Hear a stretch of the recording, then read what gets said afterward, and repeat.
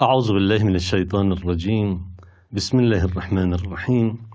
والصلاة والسلام على سيدنا Muhammad وآله الطيبين الطاهرين en el nombre de Dios, el compasivo, el misericordioso. Que las bendiciones de Dios sean con el profeta del Islam, Muhammad, y los inmaculados imames de su familia.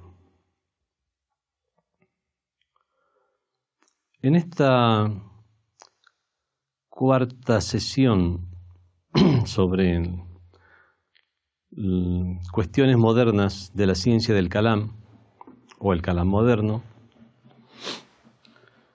tocaremos uno de estos nuevos planteamientos en la ciencia del Kalam, como lo es las diferentes lecturas de la religión, o la hermenéutica de los textos religiosos en particular.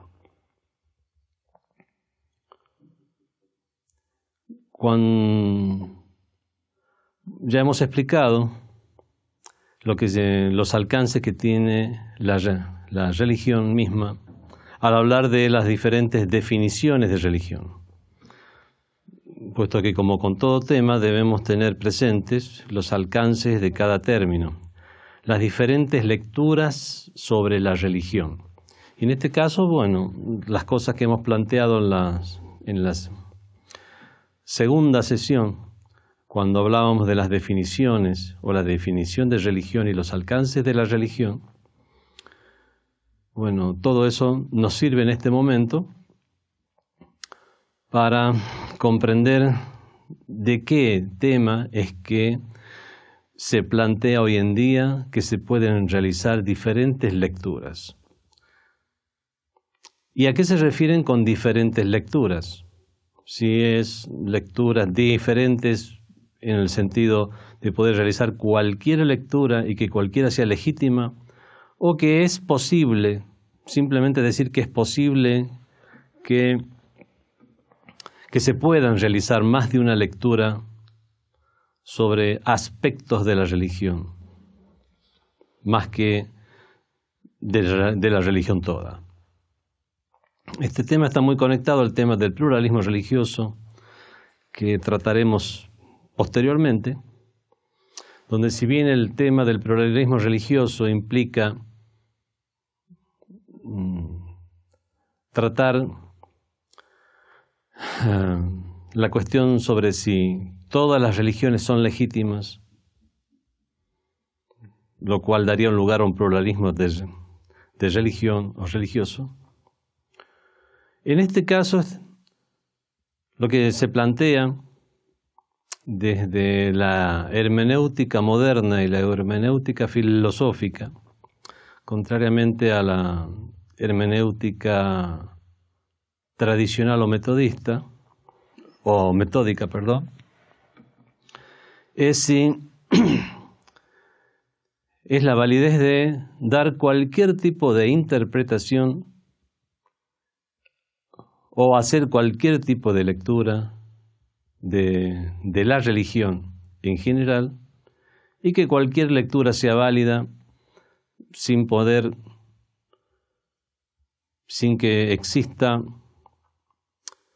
sea factible que se pueda llegar a juzgar de válida o inválida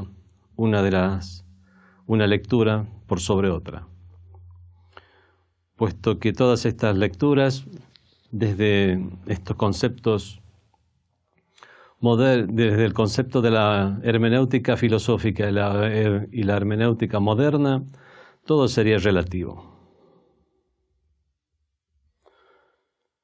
Primero vamos a tener en cuenta cómo afectaría esto en los textos religiosos del Islam. Y con textos religiosos aquí no solamente se refiere al Sagrado Corán, sino que es la lectura que se puede hacer de la religión y los textos de la religión, lo cual abarcaría en el Islam el Sagrado Corán y la tradición del profeta, donde la tradición no solo incluye a sus dichos, sino también a sus hechos y a sus aceptaciones tácitas. Eso es lo que se llama la sunna del profeta o la tradición del profeta, dichos, actos o hechos y aceptaciones tácitas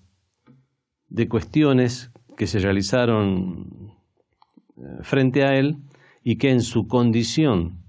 de portador del mensaje debería haber expresado una opinión si es que algo fuera obligatorio o prohibido, etc.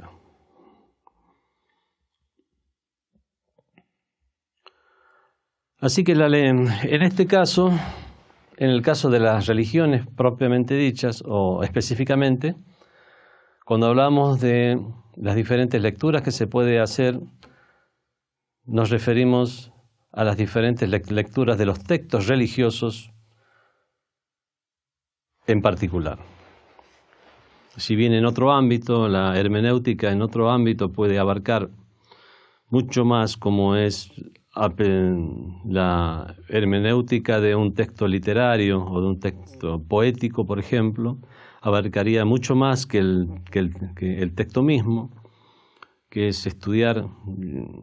prácticamente, hay que tener en cuenta el autor, el texto e incluso tener en cuenta también, como se plantea actualmente, al lector.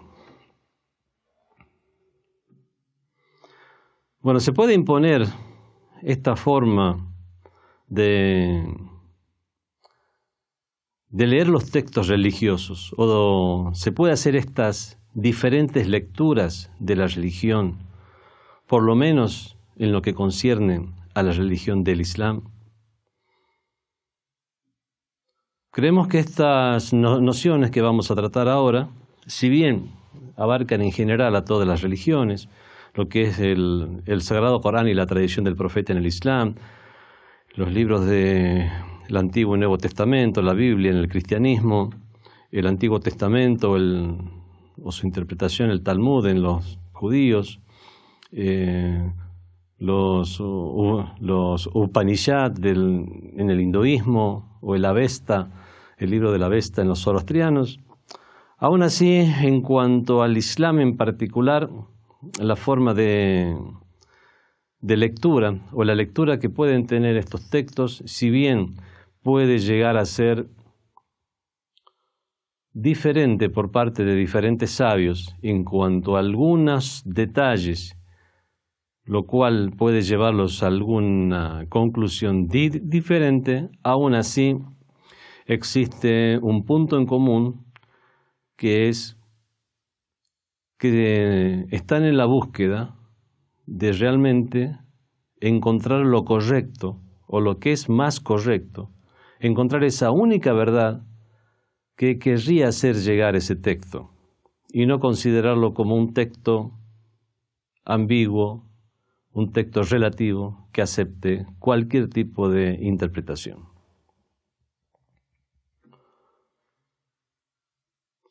La cultura de las diferentes sociedades, y por supuesto incluida la sociedad islámica,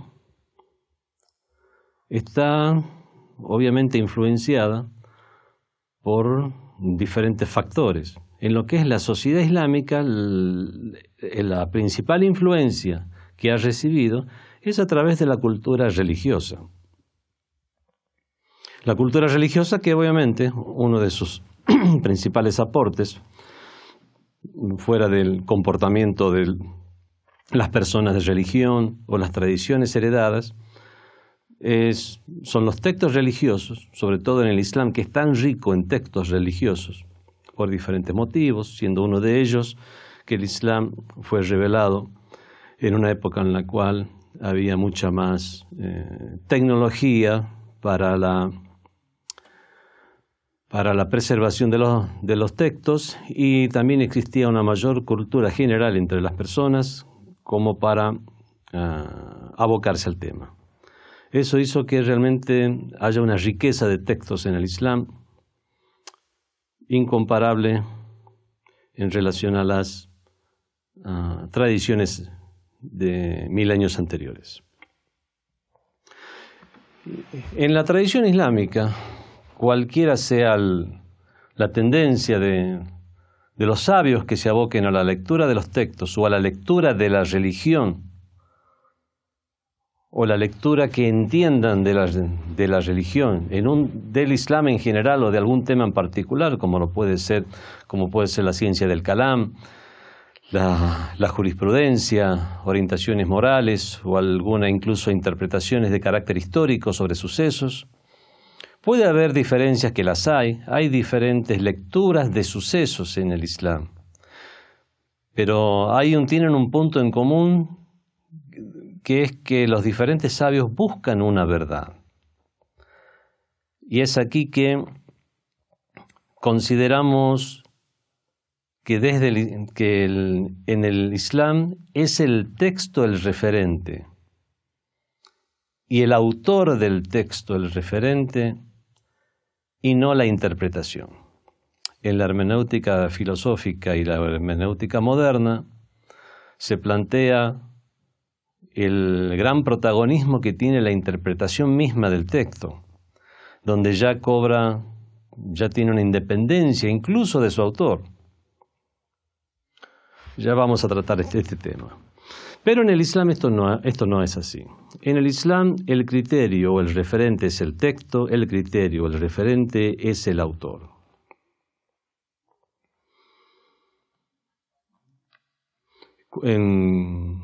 Cuando se procede a interpretar, por ejemplo, el libro sagrado, el tafsir o explicación o interpretación del Sagrado Corán, lo que buscan los intérpretes o mufassirín, exégetas del Sagrado Corán, es tratar de buscar una única verdad que se transmite a través del texto, y en todo caso puede haber una diferencia de cómo la entienda cada uno, pero reconocen que lo que se transmite es una única verdad.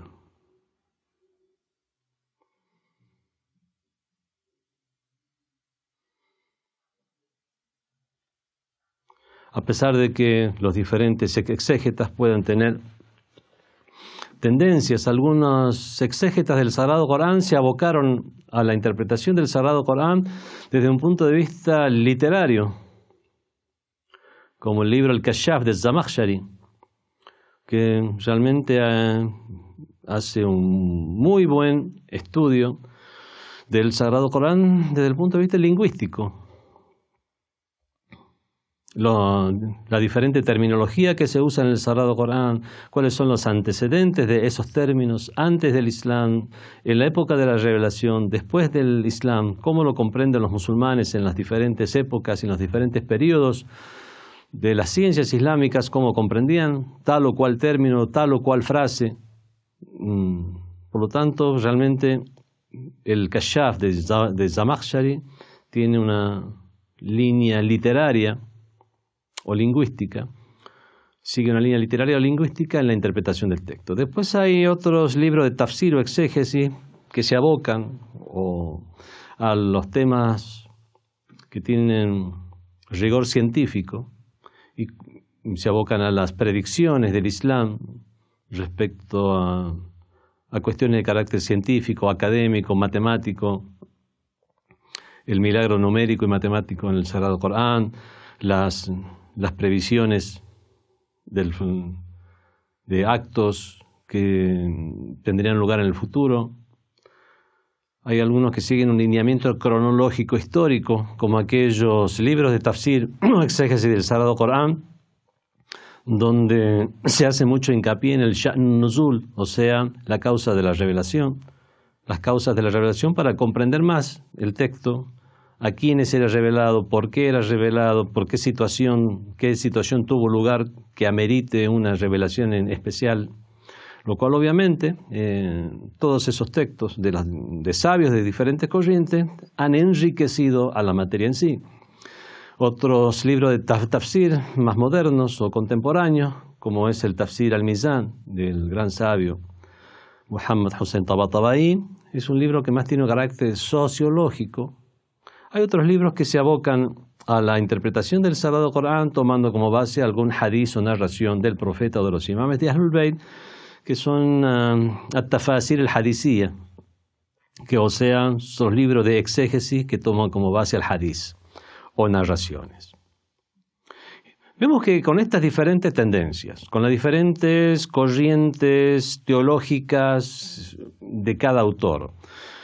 en el contexto en el cual se ha desarrollado y ha vivido, obviamente ha hecho que cada uno tenga una carga académica diferente, lo cual hizo que existieran diferencias en sus interpretaciones.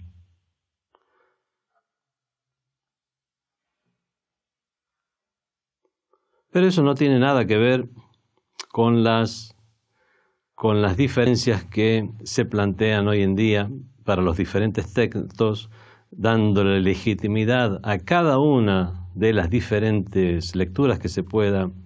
llegar a realizar.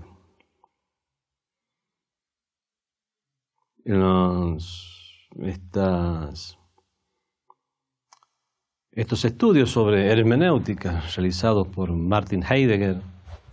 por George Gadamer, Jacques Derrida, Paul Ricoeur, Wittgenstein, Schleiermacher, bueno, son todas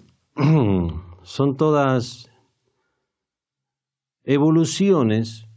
de la hermenéutica o interpretación de textos religiosos que se hacían en el cristianismo y catolicismo en particular, que sobre todo después del Renacimiento es que esa hermenéutica o interpretación de textos ya se salió del plano netamente religioso y se expandió a otras áreas, como es la literatura, la poesía y sobre todo la filosofía, y se dio a entender que realmente había que, para que una persona llegue a entender correctamente estos textos, había que ponerse en el lugar del autor, realmente llegar a conocer más al autor, su forma de pensar, situaciones que estaba viviendo y, por supuesto, el uso del lenguaje en su época, en su tiempo, todas cuestiones que realmente legítimas para tener en cuenta, y es algo que también habían realizado los exégetas musulmanes, tanto al interpretar, al explicar el Sagrado Corán, como en el trato que le daban a las narraciones avaladas o acreditadas del profeta y de los imames. Por lo tanto, existe una coincidencia, que es que uno puede llegar a entender cosas, diferentes autores pueden llegar a tener diferentes lecturas, pero ¿cuál es la amplitud que puede llegar a tener esas lecturas? ¿Significa eso dar por legítima cualquier interpretación sin poder deslegitimizar ninguna otra?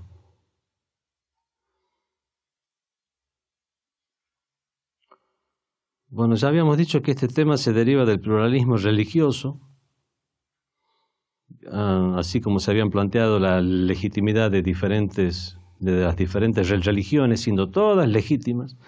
Los mismos cuestionamientos que le haremos al tema del pluralismo religioso en su momento cuando tratemos el tema, son cuestionamientos que se hacen aquí, porque de una lectura, por ejemplo, de un texto religioso, donde o una persona a causa de sus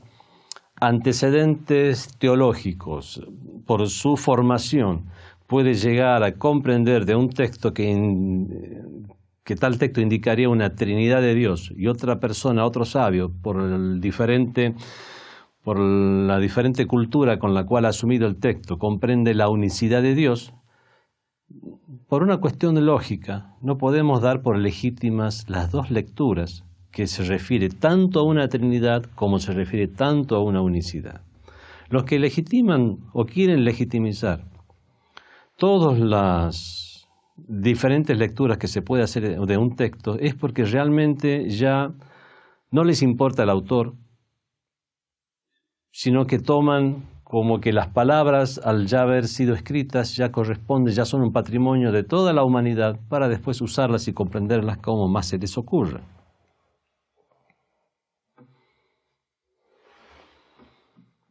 En cambio vemos que en el Islam, los sabios religiosos musulmanes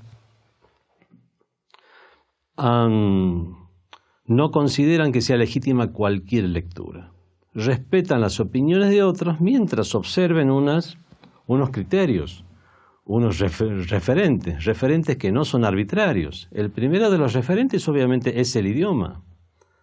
Cuando una frase en el idioma árabe tiene una connotación positiva, es positiva. Cuando es una negación o cuando es una interrogación, es el mismo idioma unificado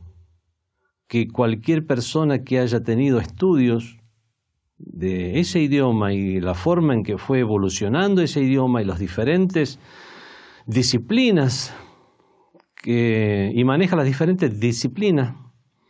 para poder llegar a comprender el idioma, la etimología, la sintaxis gramatical, la morfología, incluso los usos poéticos en las diferentes épocas, tienen obviamente un criterio y un referente unificado para, por lo menos en el plano lingüístico, llegar a tener una coincidencia. Y si existiera una segunda o tercera lectura, dar por válidas una, dos o tres lecturas, pero no una infinidad de lecturas, porque ya existe un límite natural. En cambio, los partidarios de la legitimación de todas las lecturas que se pueda llegar a hacer de la religión y de los textos religiosos, lo que hacen es tomar el tema de manera tal que ya no existe una limitación, ni siquiera las limitaciones del idioma, de la lógica y de otras cuestiones más a tener en cuenta, como en el contexto en el cual fueron dichos. Si hay una palabra religiosa en un libro de religión dicha en un contexto religioso por parte de aquel que alegó ser el nexo entre la divinidad y las personas a través de una revelación, obviamente hay que tener en cuenta también conocer y conociendo los límites y la extensión de la religión que está propagando, habrá que mantener las posibles interpretaciones que puedan llegar a deducirse del idioma, del contexto y de la lógica, también estarán limitadas por aquellas genuinas nociones que se tienen de esa religión, como el caso de la Trinidad o de la unicidad.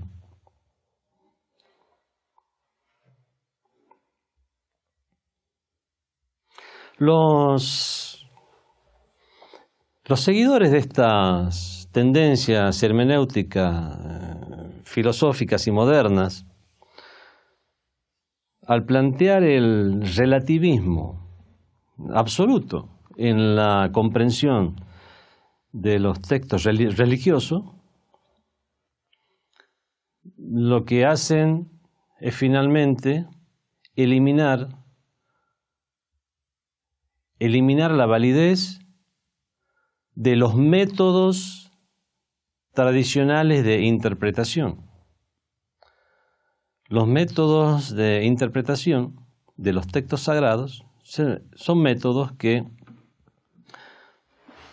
han ido decantando a lo largo del tiempo, han estado sujetos a las críticas de sus pares, sabios también, lo cual no les ha dado mucho margen como para desarrollar una infinidad de interpretaciones, siendo las primeras limitaciones puestas por los sabios en el idioma.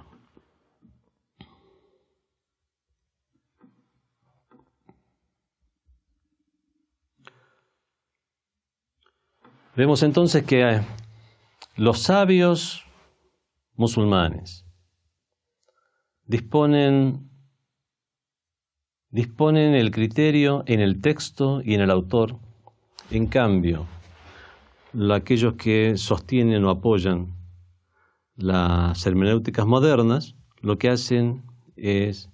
considerar relativas las diferentes interpretaciones y disponer que el criterio está en la interpretación, en el intérprete y no en el autor, en la interpretación del texto y no en el texto mismo.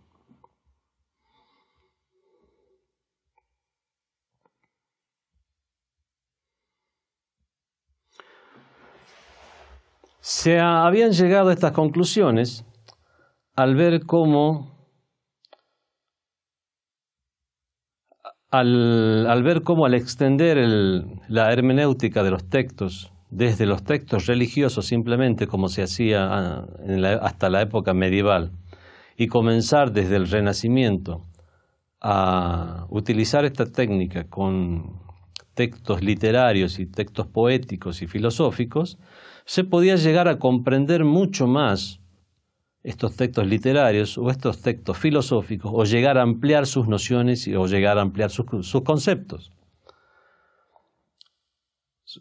Incluso los textos de carácter científico, teniendo en cuenta las grandes transformaciones que se dieron en esas épocas, sobre todo en la cosmovisión o la teoría que se tenía del universo físico, pasando de la teoría en que la Tierra es plana o que la Tierra era el centro del universo, a considerar a la redondez de la Tierra y considerar después que el Sol era el centro del universo, para después comenzar a extender más eso y considerar simplemente que la galaxia está en un universo infinito. Bueno, todas esas nociones que fueron sufriendo transformaciones y que hicieron que realmente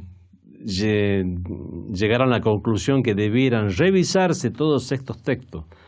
para llegar a comprender algo más que el autor que lo escribió en su tiempo podía llegar a comprender, por una sencilla razón, que es que el autor estaba sumido en el contexto que vivía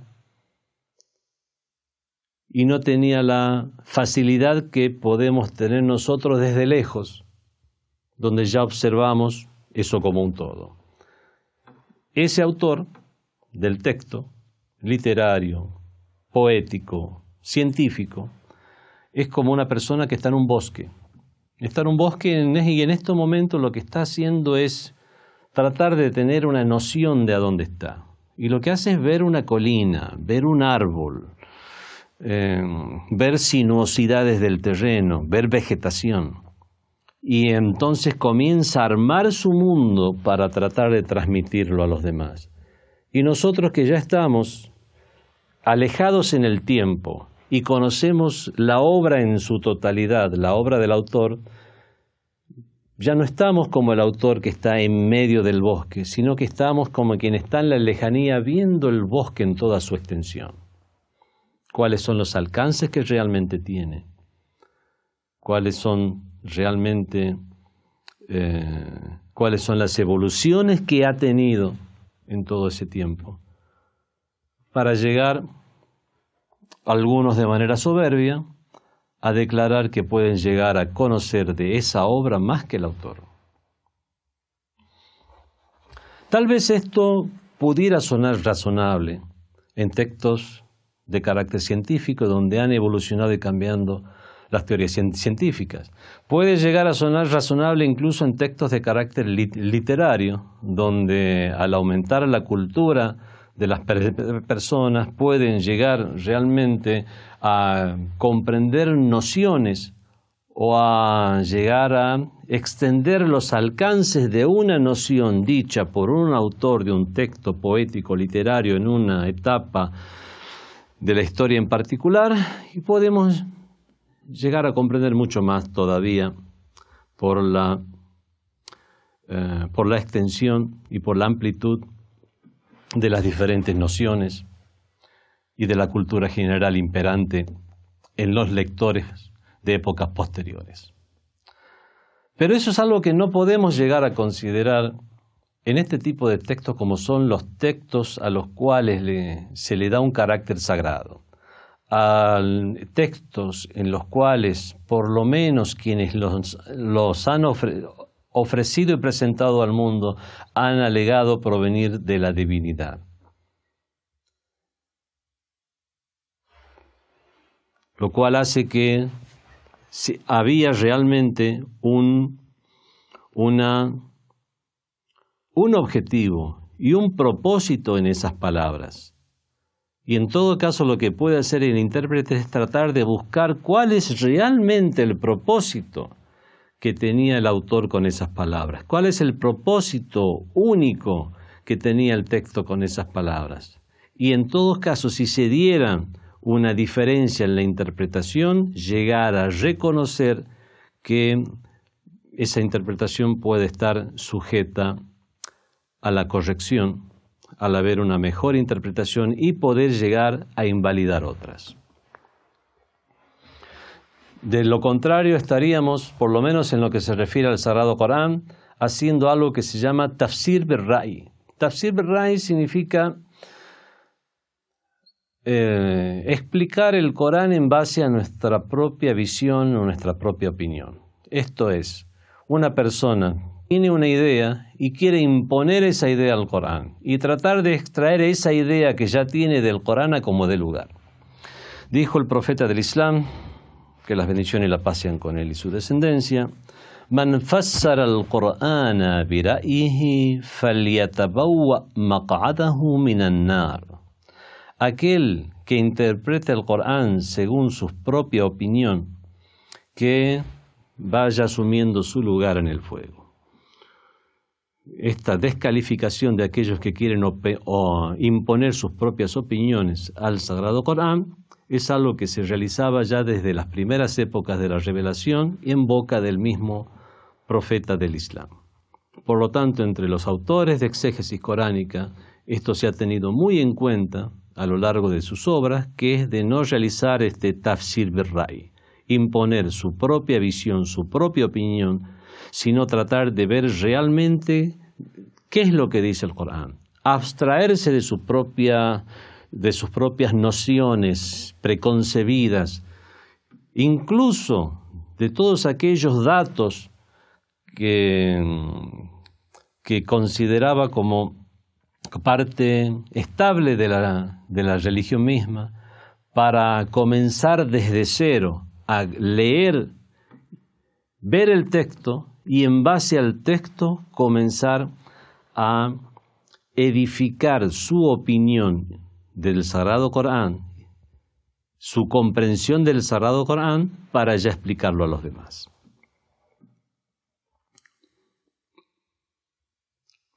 Esto por supuesto, para llegar a hacer esto se necesitan conocimientos de diferentes disciplinas académicamente hablando, como es el idioma árabe, la etimología, la sintaxis, el al-ishtiqaq, la etimología de las palabras, el sarf, la morfología de las palabras, el nahu, la sintaxis gramatical, al-sha'r, las poesías, el balagha, la ciencia de la retórica y de la elocuencia, los diferentes usos de frases, al-awamil, cuáles son los diferentes usos que tienen preposiciones y diferentes vocablos y cómo la forma en que afectan a las frases y a su sentido, etc. Eso en cuanto a lo académico. Además de los estudios de historia del mismo Islam, cronología de las aleyas, para comprender los eventos que dieron lugar a las revelaciones, las causas de revelación, sha'nun nuzul, haber tratado de extraer las diferentes narraciones que se refieren a ellas en particular para comprenderlas ya de boca del mismo profeta del Islam. Pero además de lo académico está el aspecto también ético y moral, cuestiones relacionadas a la honestidad académica. Todo eso obviamente necesitaba una formación. ¿Y qué diferencia entre leer textos e interpretaciones del Sagrado Corán a partir de sabios, con todos esos antecedentes, estudios, que leerlos de cualquier aficionado opinólogo que quiere imponer su propia visión a un libro sagrado y además tal vez de otra religión?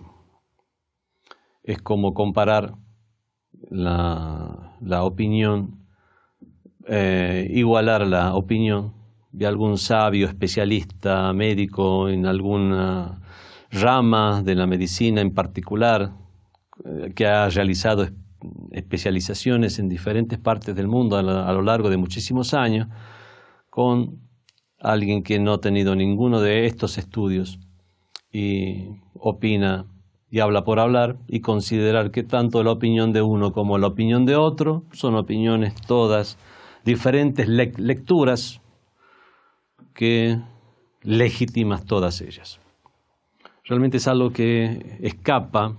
al sentido común.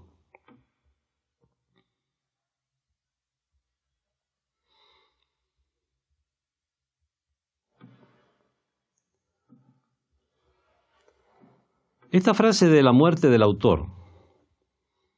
son clichés que han asumido las personas que realizan hacen esos estudios de hermenéutica moderna, donde ya lo importante no es el autor, sino el texto y la interpretación del texto más que el mismo texto. Tienen obviamente una serie de falencias. La primera de las falencias es que se llega a caer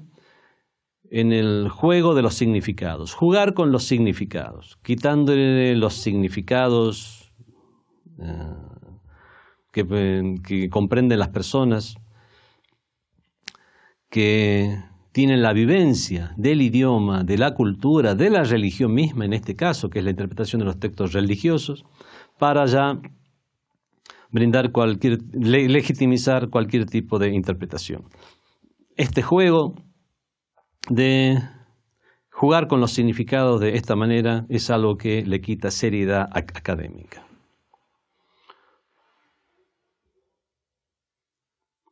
Esto puede llegar a quitar seriedad incluso a esta misma teoría de la hermenéutica. ¿Puedo yo ahora dar una teoría de que realmente la hermenéutica, cuáles son sus reales alcances? Y en todo caso ser una teoría más legítima según la misma hermenéutica moderna o filosófica. Por lo tanto, al yo invalidarla, sería mi opinión válida.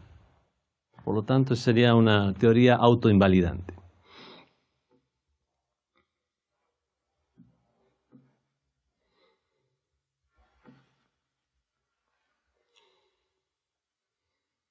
Bueno, muchas otras críticas también que se pueden realizar en este plano.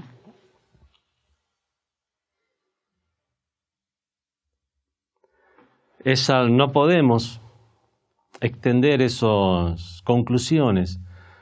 que se hace desde la hermenéutica moderna y filosófica de ampliar los alcances del entendimiento o los alcances de las interpretaciones a textos poéticos o textos filosóficos o a cuestiones que tienen un carácter científico con los textos religiosos propiamente dicho.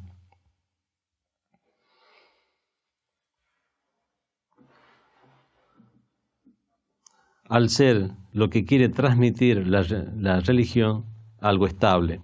y no una hipótesis científica como puede suceder con las teorías de Darwin, la teoría de la evolución humana o la teoría heliocéntrica o geocéntrica, etc. Incluso estas teorías de identidad de género de las que se habla hoy en día, que no dejan de ser simplemente una hipótesis sin ningún tipo de fundamento. Y vemos cómo todas estas opiniones van cambiando y este relativismo es algo poco serio para ser aplicado en textos sagrados. Esto implicaría también bueno, lo han llegado a decir, pseudointelectuales de cuna islámica, surgidos en el seno de una comunidad islámica, que se han visto influenciados por estas teorías del Occidente, teorías que han tenido lugar en el Occidente a causa de sus propias contradicciones, pero que son ajenas al Islam, pero a pesar de ser ajenas al Islam, hay intelectuales que se han visto influenciados por esto y han llegado a decir frases como que podemos llegar hoy en día a comprender al Islam mejor que el profeta mismo, astaghfirullah, y pido perdón a Dios por ello. Al estar alejado de la época de la revelación, al tener más conocimientos acerca del mundo, de realmente la grandeza e infinidad del universo, a través de todo lo que las diferentes teorías sociales, sociológicas, diferentes disciplinas, muchas modernas, que no estaban al alcance de las personas de ese tiempo. Por lo tanto,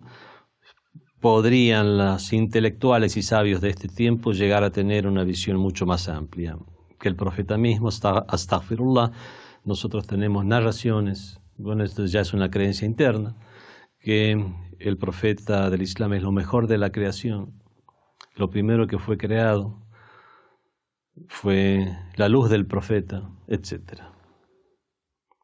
Donde la realidad del profeta, al-Haqiqa al-Muhammadiyya, sallallahu alayhi wa alihi, que obviamente es diferente a su cuerpo real y a los sucesos históricos que le ha tocado vivir, esa Haqiqa Muhammadiyya es lo primero que fue creado, y siendo lo más grande de la creación. Realmente llegar a reducir su rol de esta manera con estas interpretaciones modernas es por lo menos una falta de respeto.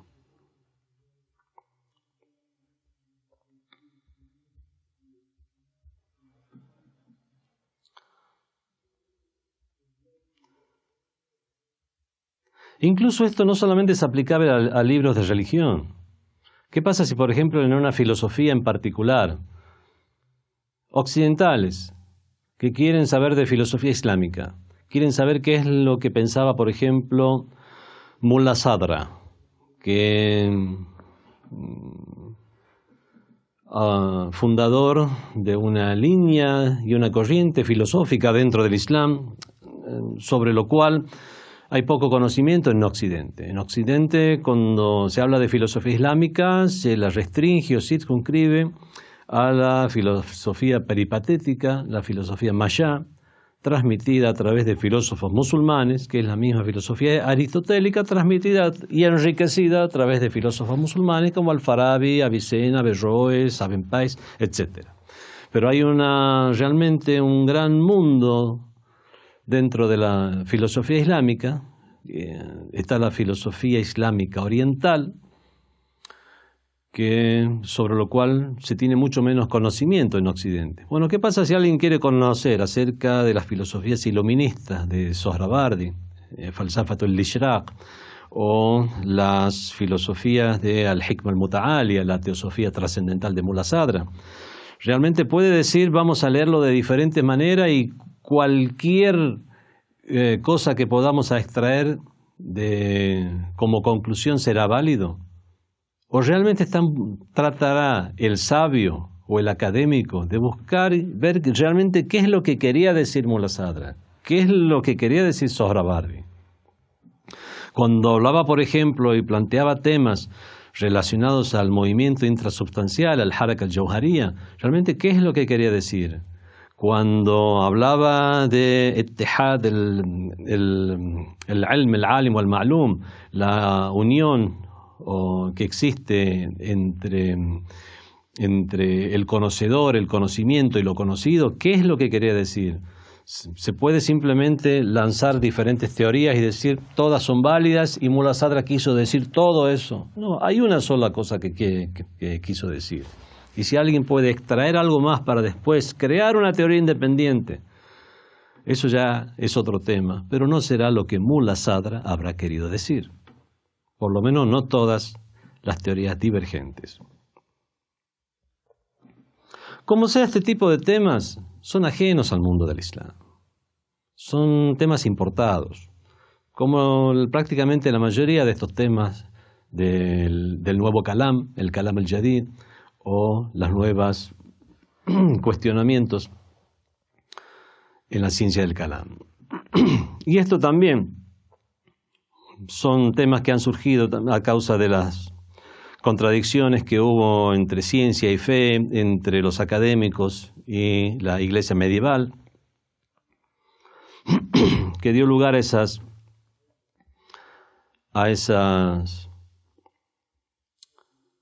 esos actos de rebelión por parte de científicos y académicos, ya no por sobre la creencia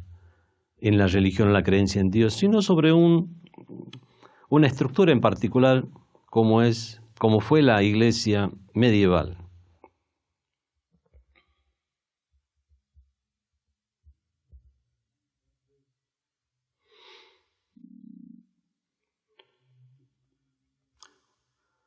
Bueno, realmente no vamos a tener tiempo de mencionar todas las diferentes tendencias que se mencionaron. Esto fue también una de las consecuencias o los resultados de esta rebelión contra las ideas tradicionales y consideradas estables, y considera que todo es relativo, este nuevo escepticismo que tuvo lugar ya comenzando el Renacimiento, que prácticamente fue reflotar el escepticismo de los sofistas, como Gorgias, que decía no existe una realidad, y si existe no es factible de ser comprendida, o Protágoras, que decía que el hombre es la medida de todas las cosas. Y ese fue el gran salto que dio estas teorías escépticas hasta llegar a Hume. Y por tratar de salvar al mundo del escepticismo, Immanuel Kant limitó el conocimiento que las personas pueden llegar a tener acerca de la realidad. También no pudo llegar a demostrar que podemos tener conocimiento acerca de la realidad, y la razón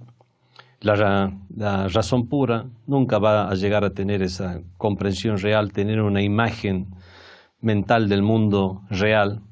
Y es así que estableció lo que se llama la razón práctica.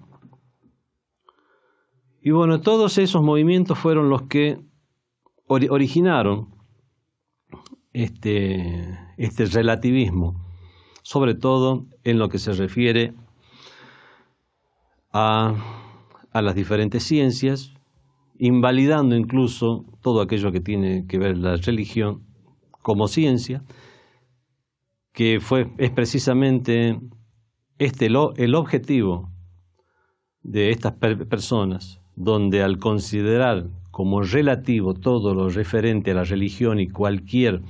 inferencia religiosa en el plano religioso que se pueda hacer, considera como legítimo todo, al fin en realidad se la está deslegitimizando. Por lo tanto, los musulmanes, con respecto a las diferentes lecturas que se puede hacer de la religión, entonces no aceptamos que cualquier lectura sea válida. Aceptamos que puede haber diferentes lecturas en nociones muy limitadas, o sea, puede haber algunas cuestiones en las que haya diferencia, y no que todas las cuestiones estén sujetas a más de una interpretación, sino todo lo contrario. La mayor parte de los planteamientos religiosos no hay contradicción en los mismos, no solamente en las diferentes corrientes del Islam en este caso, sino que incluso entre las religiones. Las cuestiones estables relativas a la moral, relativas a las nociones de la divinidad, a las nociones de lo sagrado, son cuestiones que son unánimes y no son factibles de ser reinterpretadas. Eso pasa también en otros ámbitos, como las matemáticas. No van a cambiar las matemáticas en un futuro. Nociones de virtud, no va a cambiar la noción de traición y la noción de lealtad. A nadie le va a gustar que lo traicionen en un futuro porque haya cambiado ya las épocas. Bueno, hay cuestiones que son estables y la mayoría de los planteamientos religiosos son estables, pero se admite que hay algunas, no todas, algunas cuestiones donde puede haber diferentes lecturas y aún estas diferentes lecturas deben seguir criterios, siendo el primero de los mismos, por ejemplo, el idioma, la lógica, la filosofía, el contexto cultural y religioso que precisamente es el que quiere transmitir esa religión, etc. Por lo tanto, el Islam no acepta que cualquier lectura de los textos religiosos puedan llegar a ser válidos. Wassalamu alaikum wa rahmatullahi wa barakatuh. Fátima TV, saberes que iluminan el alma. Síguenos en youtube.com/FátimaTVES o en nuestro sitio web fatimatv.es.